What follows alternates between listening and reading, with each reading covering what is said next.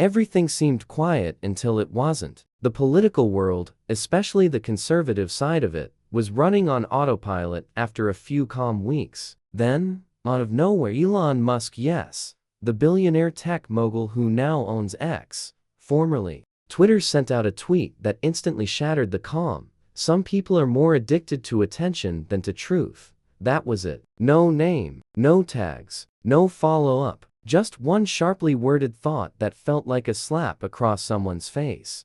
And the internet did what it always does when something ambiguous and dramatic drops. It lost its mind. Speculation ignited like a spark hitting dry leaves. People started digging, scrolling, comparing timelines. Within minutes, they noticed that just a few hours before Musk's cryptic post, Donald Trump had gone on his platform, Truth Social, and made a not-so-subtle attack. Trump accused certain tech billionaires of destroying free speech and pretending to be patriots while lining their pockets. It didn't take a genius to connect the dots. Musk hadn't named anyone, but the internet connected the tweet to Trump faster than Musk's SpaceX rockets leave the ground. Screenshots flew across platforms, hashtags started trending, and conservative influencers took sides. Suddenly, it wasn't just a mysterious tweet, it was a full-blown online standoff between two titans of influence. Elon Musk and Donald Trump weren't just names. They represented two powerful wings of modern conservative identity. Trump, the populist firebrand and former president, who never backed down from a fight and always commanded loyalty. Musk, the tech visionary turned free speech warrior, who had once seemed like a Trump supporter but now appeared to be challenging him. Their online presence wasn't just personal, it was political capital. And this clash, it felt like a brewing civil war inside the conservative movement.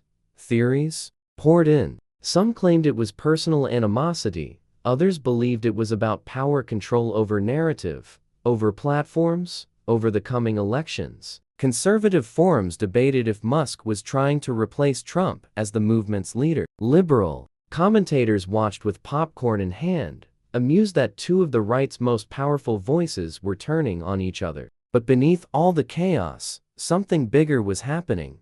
Then came J.D. Vance, the Ohio senator known for his loyalty to Trump, but also for his deep ties to the tech elite. A former venture capitalist, J.D. Vance wasn't new to the strange crossroads, where politics and Silicon Valley collided, but no one expected him to speak up, let alone play the role of mediator. Yet, in an unexpected post on X, he wrote, "Everyone sees what's on the surface. But this fight didn't start today. It's been building for months." The message was brief, but enough to set the internet on fire once again. Why would J.D. Vance say that? What did he know that everyone else didn't? And more importantly, why would he suggest that this wasn't just a random online spat, but something deeper, older, and far more calculated? People suddenly shifted their attention. J.D. Vance wasn't a bystander, he was a key figure. And maybe, just maybe, he held the missing piece to this whole mystery. News outlets and YouTube analysts scrambled to re-examine past interviews, speeches, and public appearances. J.D. Vance had always praised Trump's America First agenda, but recently, he had also spoken highly of Elon Musk's stance on censorship, artificial intelligence, and breaking away from the old media establishment. He had appeared on podcasts discussing the importance of tech platforms in shaping free speech. Some even dug up an interview where Vance said, "The next revolution won't be political, it'll be digital. And the people who build the platforms will hold more power than any president." That line hit differently now. Suddenly, J.D. Vance was the bridge between two rival empires. Trump represented the traditional conservative base, powered by rallies, grassroots energy, and political machinery. Musk represented the emerging conservative tech elite, people who wanted to reshape the conversation through platforms, algorithms, and influence. Both men claimed to support free speech. Both claimed to stand against censorship. But now, they were on opposite ends of a battle for control, and J.D. Vance was standing between them. What shocked people even more was how calm Vance seemed through it all. Instead of throwing fuel on the fire like so many other politicians and Influencers, he posted again, this time more directly. This isn't about tweets. It's about who controls the conversation. We better get smart, or we'll lose both the message and the movement.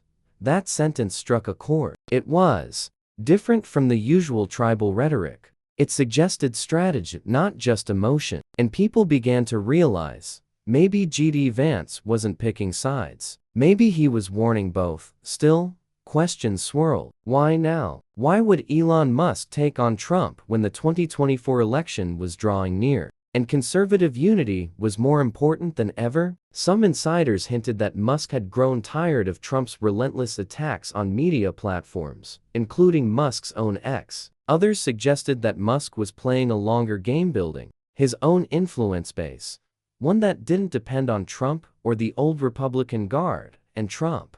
Sources close to his campaign said he saw Musk's growing popularity as a threat, not because Musk wanted to run for office, but because Musk was stealing the spotlight and maybe the loyalty of Trump's followers. When Musk welcomed back controversial voices on X, some of them drifted away from Truth Social and back to the platform they'd always loved. That shift didn't go unnoticed in Trump world. In the middle of it all, G.D. Vance kept posting messages that sounded more like warnings than opinions. "We can't win if we're divided," he tweeted. "The left doesn't care who's right, they care who's united." That line went viral. Conservative voters began debating whether this feud was a distraction from bigger threats. Some begged Trump and Musk to settle things privately. Others took sides, arguing over who was more important to the future of the movement. By now, it was clear that G.D. Vance knew more than he was saying. Whether he had spoken directly to Trump or Musk wasn't confirmed, but it felt like he had. His tone wasn't speculative, it was firm. He wasn't gossiping, he was warning, and that's what made his role so compelling. He wasn't just a commentator, he was becoming a quiet strategist, someone who understood that the war for influence wasn't going to be won on stages or with flags, it was going to be won in feeds, timelines, and algorithms. And while everyone else was busy choosing sides, G.D. Vance was focused on the bigger picture, the survival of a movement that could eat itself from the inside out. What did G.D. Vance know that we didn't? And why was he the one stepping in to explain the chaos? That question still lingers. Because if he's right, if this isn't just a feud, but a fracture, then what comes next could reshape everything. The very next morning, the buzz hadn't faded, it had grown louder. Political commentators were no longer whispering about a spat. They were calling it a fracture. Conservative YouTubers and podcasters spent hours analyzing tweets, reading Trump's Truth Social posts, and dissecting G.D. Vance's cryptic warning. One thing was clear, something bigger was going on, and people could feel it. It was more than just a disagreement. This was shaping up to be a full-on identity crisis for the conservative movement, and G.D. Vance had somehow walked straight into the middle of it. Reporters tried to get answers. They hounded Trump's press team, who brushed it off as typical tech billionaire behavior. When asked directly about Musk, Trump dodged the question, shifting focus back to his campaign. Elon Musk, meanwhile, was characteristically elusive. He didn't respond with clarity, but he kept tweeting sharp one-liners. At one point, he even tweeted a meme of a puppet having its strings cut. No explanation, no context. But the timing was clear, and the internet did the rest.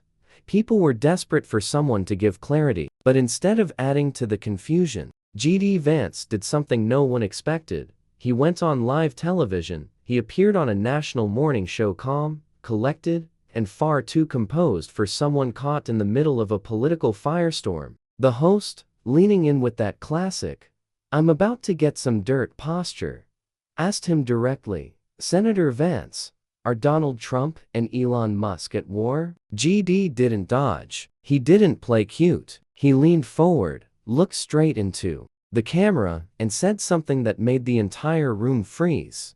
"They're not at war yet, but what we're seeing isn't about two egos. It's about two strategies. And if we don't figure out how to bring those strategies together, we lose the bigger fight." Social media exploded. "Not at war yet?"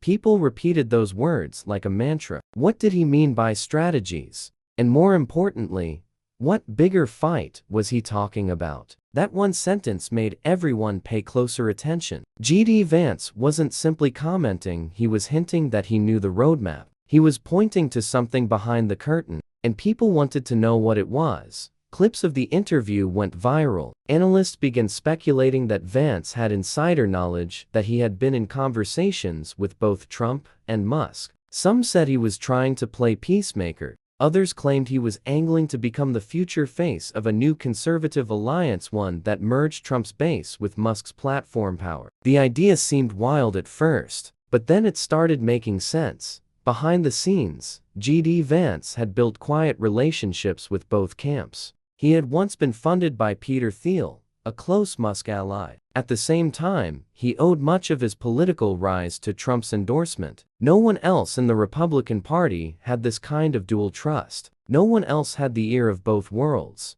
That made him dangerous or valuable, depending on where you stood. As the week unfolded, new layers emerged. Conservative activists began to whisper that the tension had been simmering long before the tweets. Apparently, there had been a private meeting weeks earlier where Trump's advisors asked Musk for support in promoting Truth Social and limiting the spread of anti-Trump content on X. Musk, as the story went, refused. Not rudely, just firmly. He made it clear that X wouldn't become a campaign tool, not for Trump, and not for anyone else. That refusal reportedly angered Trump's inner circle. They saw Musk's independence as a betrayal. Meanwhile, Musk's team viewed Trump's request as an attack on the very free speech Musk claimed to be defending. It was a philosophical divide, but also a personal one. Each side believed it was protecting something sacred: Trump, his movement, Musk, his platform. G.D. Vance, knowing both perspectives, had tried to broker peace. Sources close to his office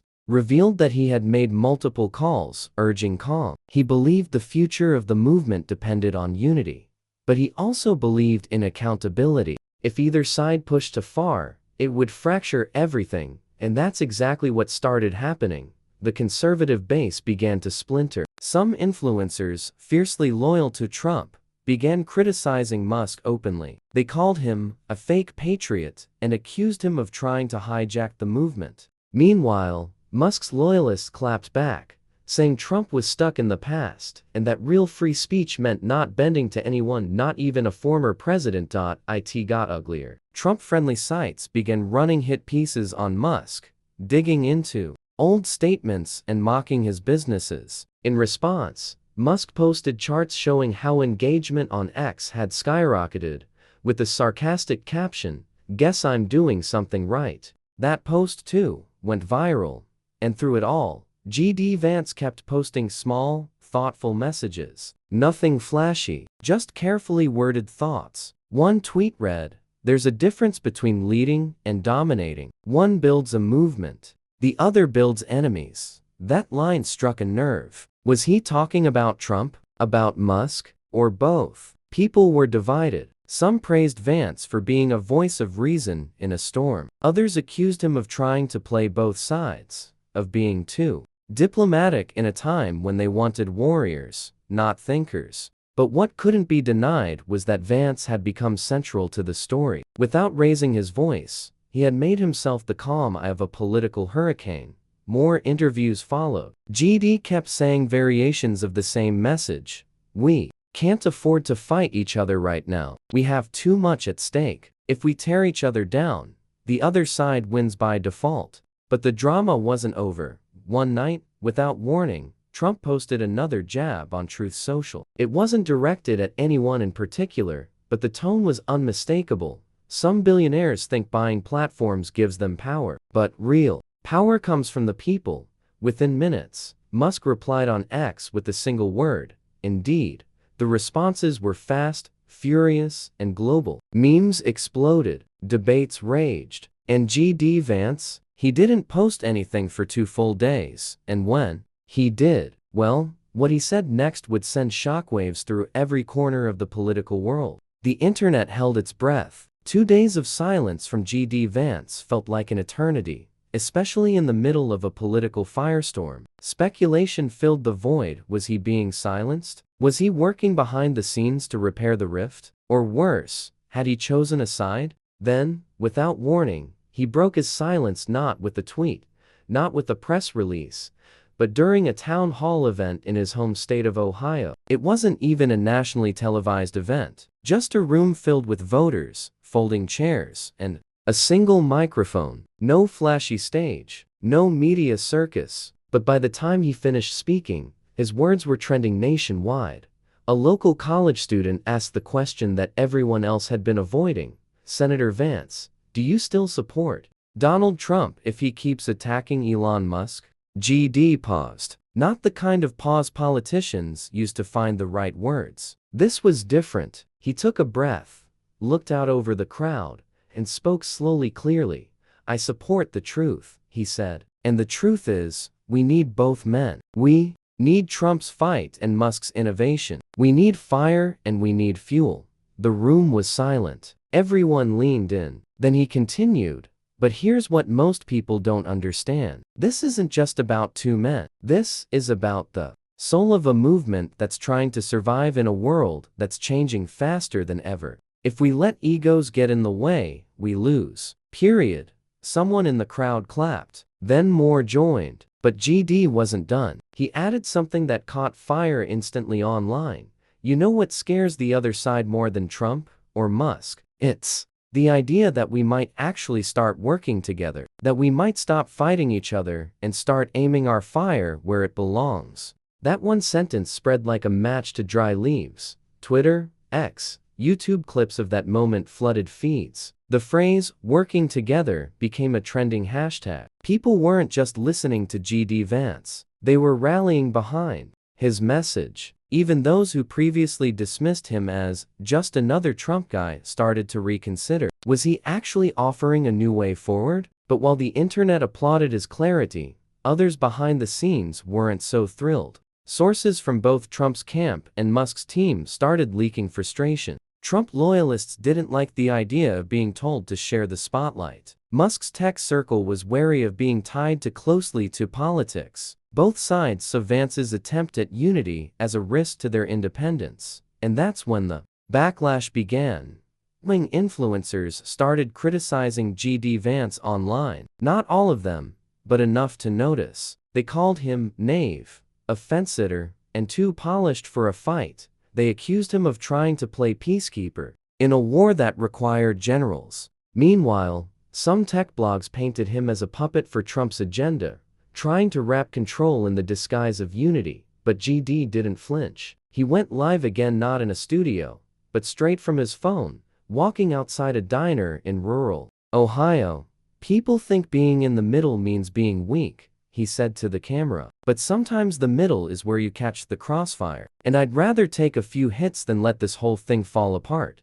That video was short, just 47 seconds. But it was viewed over 10 million times in 24 hours. More importantly, it struck a chord with everyday Americans. Comment sections were filled with people saying, "Finally, someone who gets it," and "We're tired of the drama. Just lead." In that moment, GD Vance wasn't just a senator. He became something else, someone bridging the divide between the power of politics and the reach of tech, between the people and the platforms, between Trump and Musk. Behind closed doors, this shift didn't go unnoticed. Advisors from both camps began urging their bosses to tone things down. Whispers of a secret sit-down meeting began to circulate. A political dinner, neutral ground. GD Vance's idea.it wasn't confirmed, but the digital clues added up. Musk stopped tweeting jabs. Trump stopped referencing tech billionaires for nearly a week, an eternity in Trump time. Something had clearly changed. The flames were dying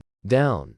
Then, in a surprise twist, GD Vance flew to California.no official press. No major announcement, just a private appearance at a tech conference in San Jose. Eyewitnesses say he met with several key executives, including, allegedly, Musk himself. No one took photos. No one leaked what was said. But when Vance flew back to DC, something was different. He tweeted just one line: "Bridges are stronger than walls."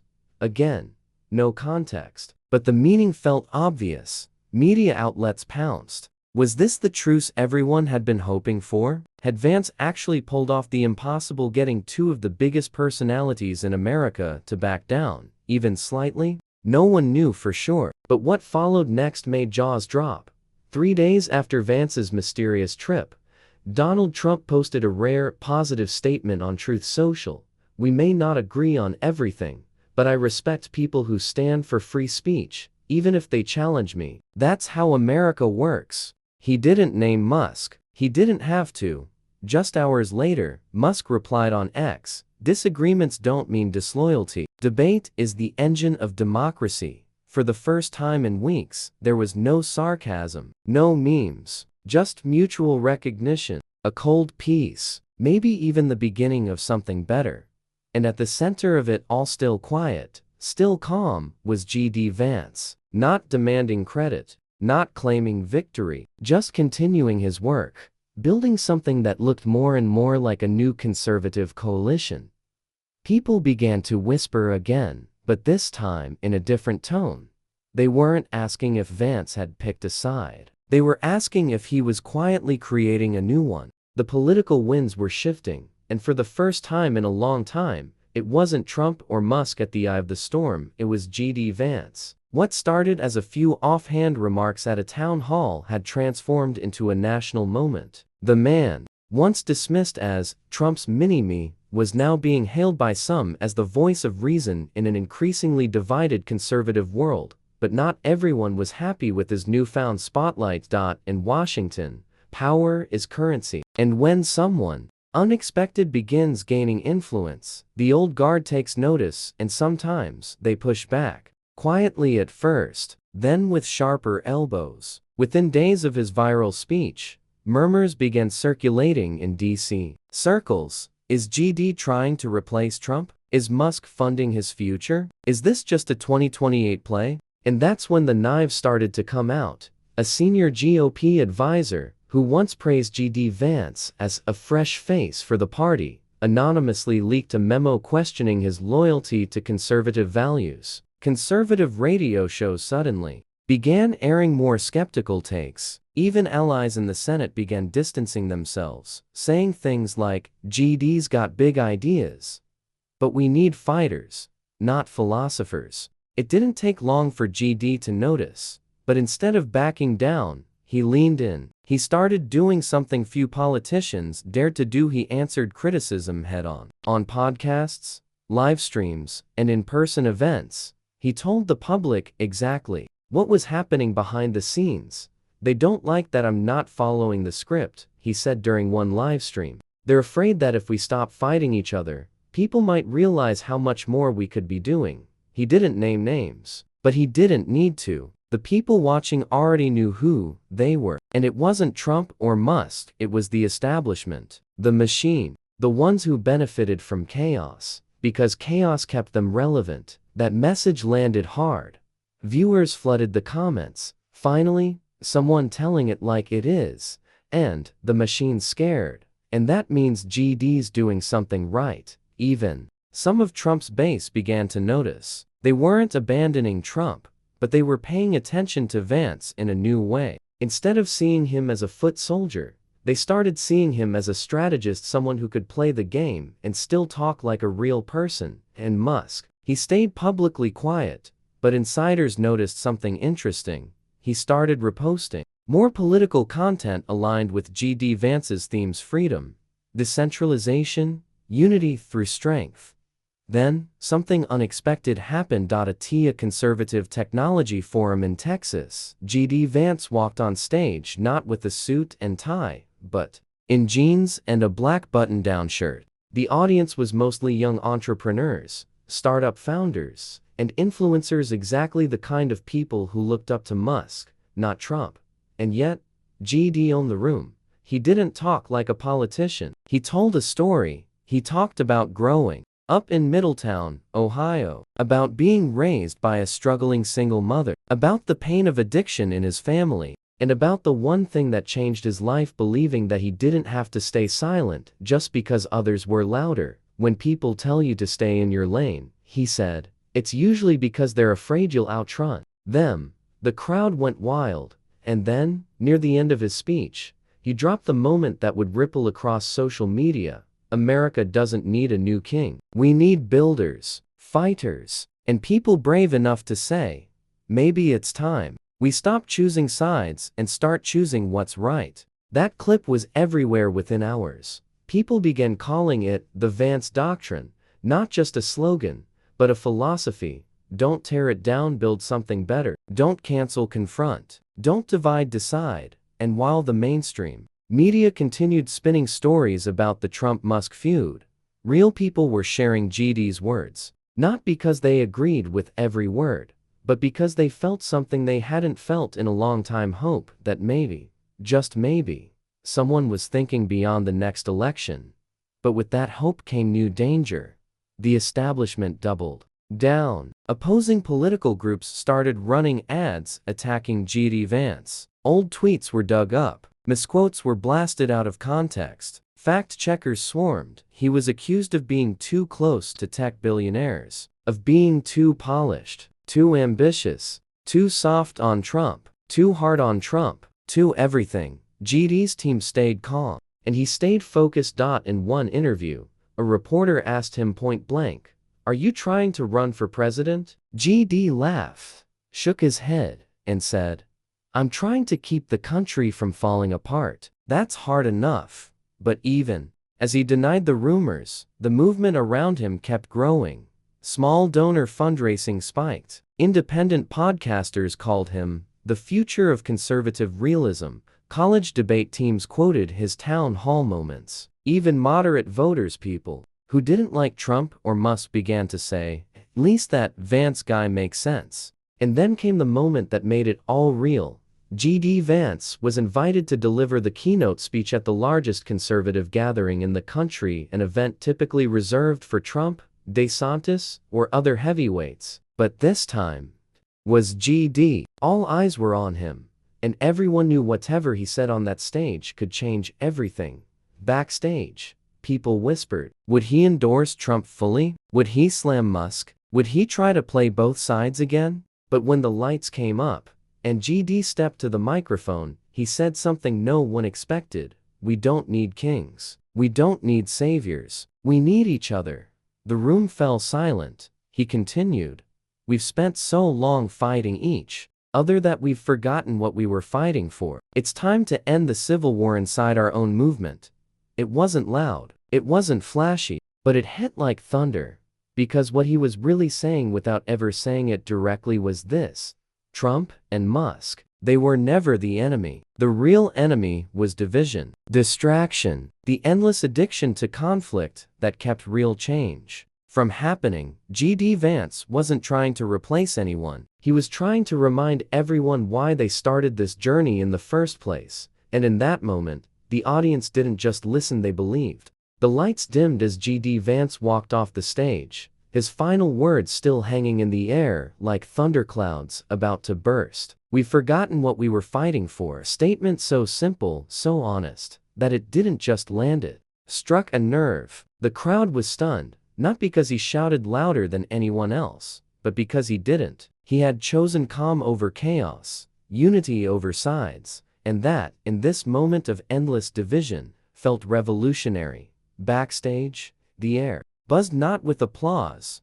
but with uncertainty. Advisors, media teams, and longtime political operatives exchanged glances. GD Vance had just done something that politicians rarely dared to do. He said the quiet part out loud. He didn't pledge allegiance to Trump. He didn't kneel at the altar of Elon Musk. He also didn't throw either man under the bus. Instead, he challenged everyone to look in the mirror. And that scared people. The pundits were confused. Their headlines couldn't quite frame it. Was Vance turning on Trump? Was he secretly being groomed by Musk? Or had he somehow become his own man? In a political era where being your own man was a liability. But outside of the Beltway, in living rooms and coffee shops across America, regular people heard something else. They heard a man telling the truth. GD Vance's speech was clipped, reposted, and remixed within minutes. TikTokers shared their reactions, some tearing up as they played his final lines. YouTube commentators started calling him the unifier no one saw coming. Reddit threads lit up with speculation. Is this what leadership sounds like? Is he running into 028? Was this the moment that the post-Trump era began? Yet, GD didn't lean into the hype. He didn't tour cable news shows or feed the drama. Instead, he quietly returned to Ohio. He went back to the people who elected him. Town halls, factory visits, rural schools. And every time he spoke, it wasn't about his own rise, it was about the people's power to rise together. But of course, the media machine couldn't let go that easily.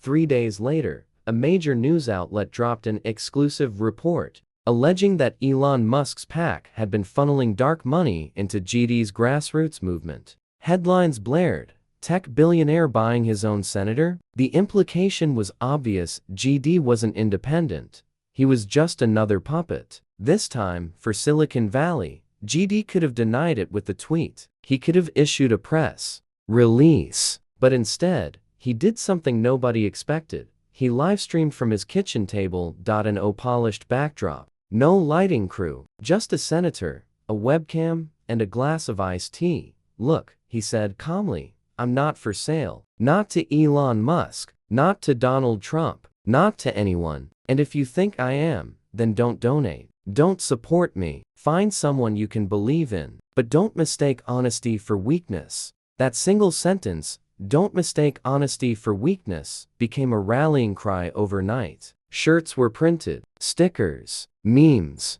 and most importantly, trust.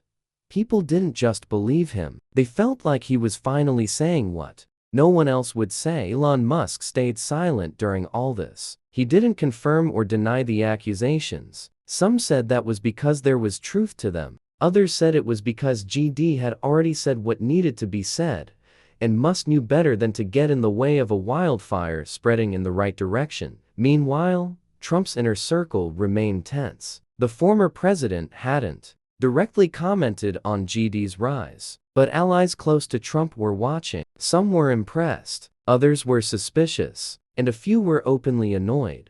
Then, something happened that shook the chessboard again. A joint event, an economic summit, was announced in Florida. Speakers included Elon Musk, several Republican governors, tech CEOs, and one surprise guest, GD Vance. People didn't know what to expect. Would GD and Musk appear together on stage? Would Trump show up to steal the spotlight? Would sparks fly? The moment arrived.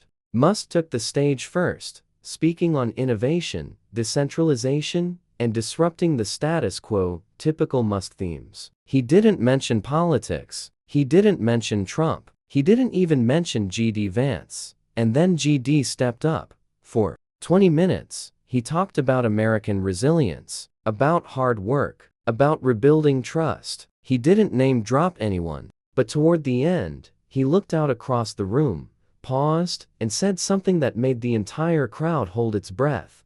We've gotten so used to choosing a side, we forgot we're all on the same ship. And the thing is, it's sinking. If we don't stop drilling holes in each other's floors. He didn't say Trump. He didn't say Musk. But he didn't have to. The crowd erupted. Not with the wildness of a Trump rally, and not with the geeky excitement of a Musk launch, but with something different. Sober, serious, hopeful.